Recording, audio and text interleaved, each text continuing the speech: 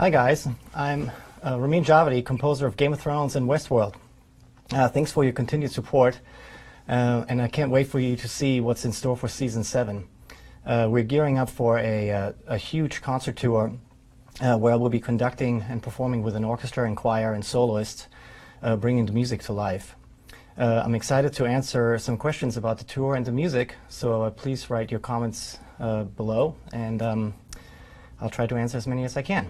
All right, here we go. All right, so the first question is actually from Sam C. It says, "Hey Ramin, I was fortunate enough to play young Hodor in the recent season. The Hold the Door scene would have been nowhere near as powerful without your incredible score. What was the process and inspiration behind that section of music?" Well, it was a very powerful scene. It was a very long scene. It had a great action moment with the White Walkers before. And of course, it had the big emotional climax with Hodor's death. And I have to say, it was quite emotional for me to write. Hodor was such a beloved character, and so it was even emotional for me to write that scene. And we decided to use the Stark theme in just a very, very emotional way, played with a solo cello and strings. All right, let's see. What's another question here?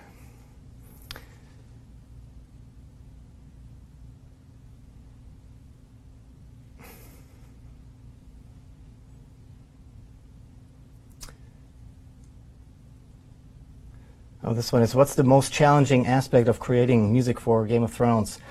Well, I can say it was in the beginning, before I even started writing, I sat down with David and Dan, and we just discussed the tone of the show. We knew we wanted something different. The show is so different. We wanted to make sure we have our own style and our own tone. So we discussed instrumentation, a thematic approach, and we had an orchestral score with interesting solo instruments. So in the beginning, it definitely took me a little while to come up with the tone for the show.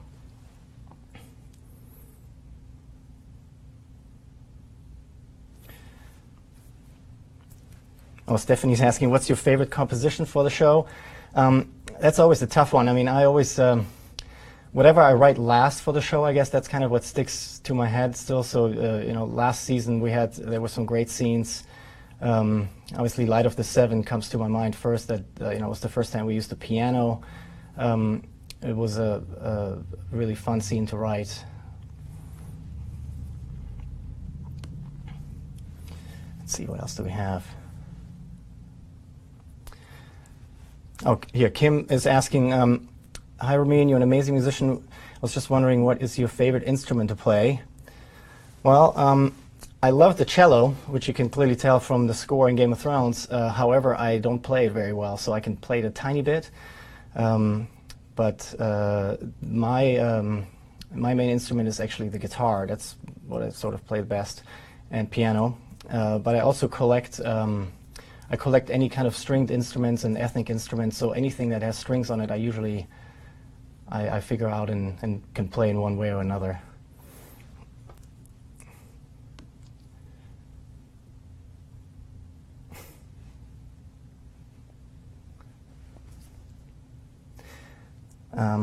Here, Janny's asking, how long does it take until you're happy with your final composition? That's a good question, actually. Sometimes I write something and I just kind of let it sit for the night, and I go to bed and I wake up the next morning and I play it back and I think, wow, actually, what was I thinking? And then I just delete it all and start over. Or sometimes I listen to it and I go, okay, I'm actually onto something, and then I continue working on it. But it usually takes a little bit to get it right.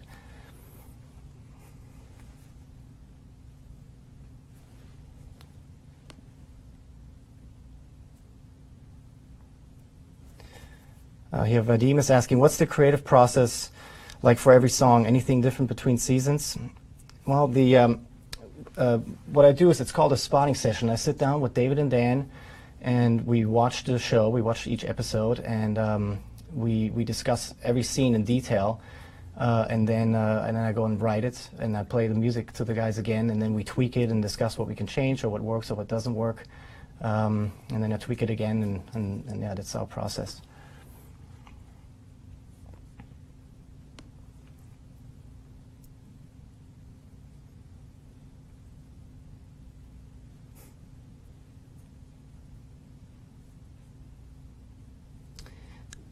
Let's see.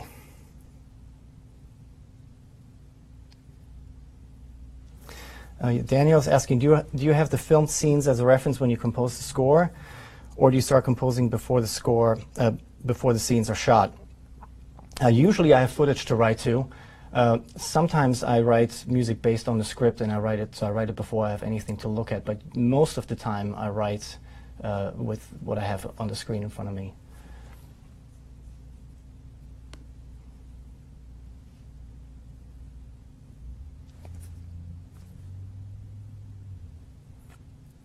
Tina's asking, I'm still in love with Light of the Seven. Good, we'll be performing it on the tour, so come check it out. We'll definitely play that one.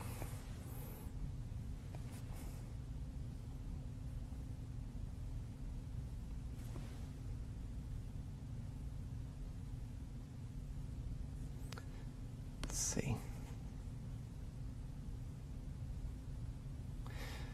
Matthew's asking, when did you realize you wanted to become a composer?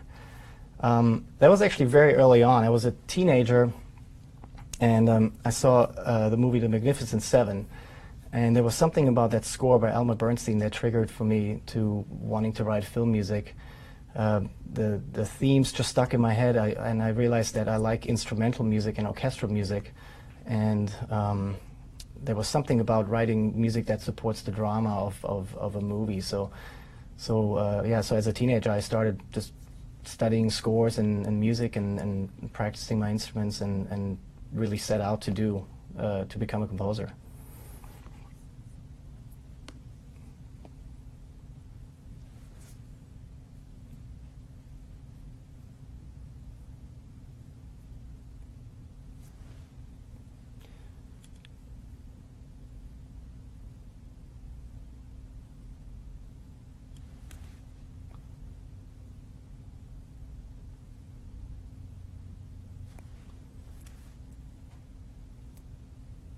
Let's see.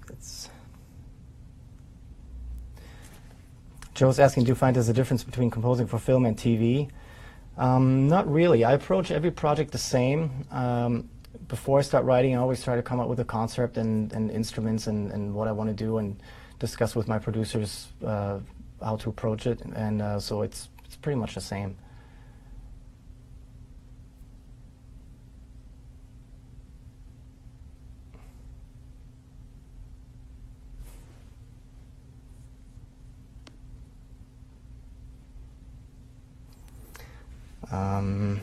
Let's see this one. Can you describe the process of composing The Rains of Castamere? The music was an essential part of building suspense during the Red Wedding. That theme, actually, I wrote in between seasons. The lyrics already existed from George R. R. Martin, and David and Dan just kind of talked me through what they were planning with the theme. Obviously, it's we all now know that it played a very important role in the Red Wedding. So I wrote the theme before I saw any footage and while they were shooting, just to come up with a good melody, and then we planted the theme very early as obviously the Lannister theme, and then just was used throughout the show to then build obviously to the now infamous Red Wedding.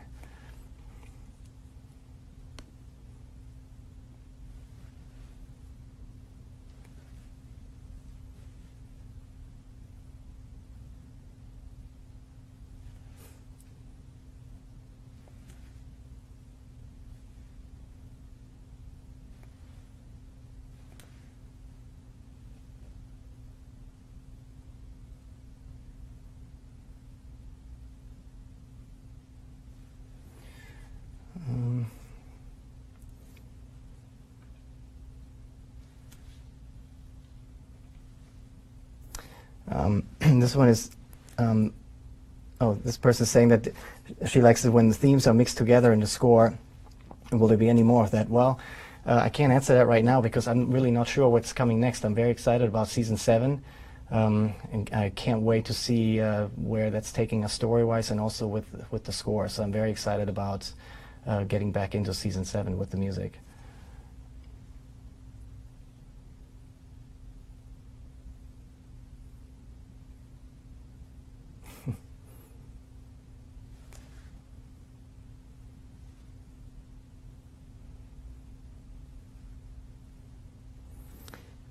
Oh, Krista's saying we're excited about the concert in February. The theme is my ringtone. How cool. I love that. Well, we'll definitely be playing it live, so very cool.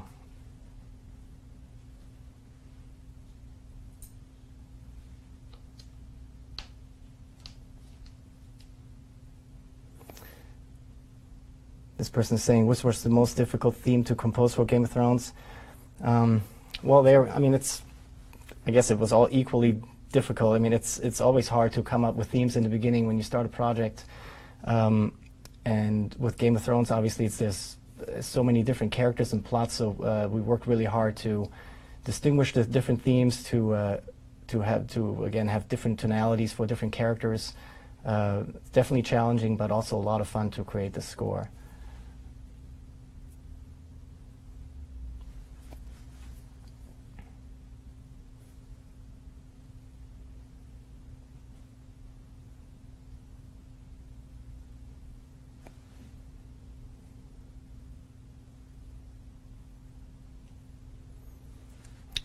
What's the language spoken in Winds of Winter? It's Valyrian inspired. It's